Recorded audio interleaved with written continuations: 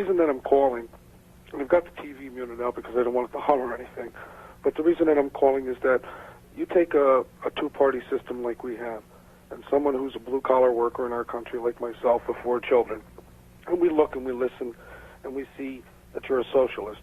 We don't understand what a socialist is. I don't have time to sit down and read Wall Street or anything else that's going to tell me about that. I'm too busy working with 2 jobs.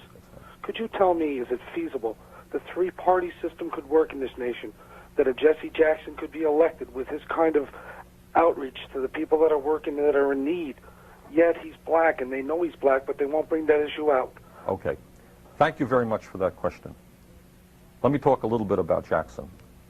What Jackson has going against them is not in my view, is not primarily that he's black. I mean, there are some people who won't vote for somebody who's black, and that's that. That's a minority. And I think one of the changes, you know, if people think I'm dumping on the United States, let me say that one of the nice changes that has taken place in the last 20 or 30 years is that, in fact, a person like Jesse Jackson can run for president of the United States and be taken seriously. Who would have thought of that 20 years ago, a black person running? I think the issue is not a racial issue. I think it's a class issue. Okay? I think if you had a conservative black person, somebody, say, like a Mayor Good of Philadelphia, running, I think the business community would put money into his campaign and would say, boy, it's time for a black president. The real issue is not whether you're black or white, whether you're a woman or a man. In my view, a woman could be elected president of the United States. The real issue is, whose side are you on? Are you on the side of workers and poor people, or are you on the side of big money and the corporations? Jackson is on the side of poor people and working people.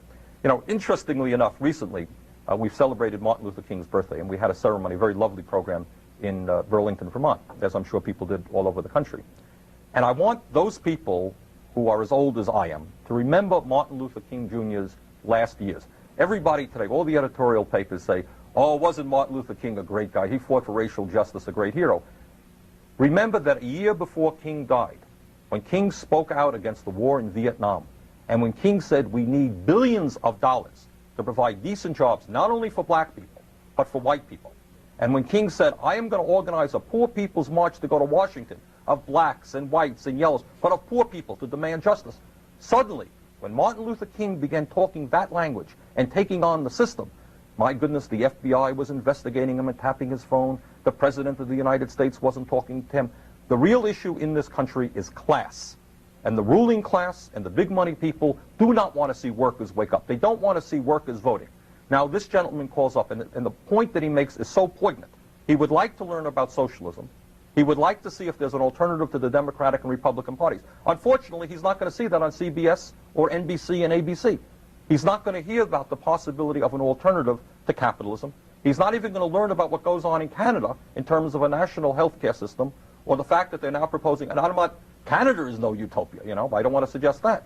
He's not going to learn much about the housing programs in Sweden or in Scandinavia, okay, because the system wants to keep us dumb and ignorant.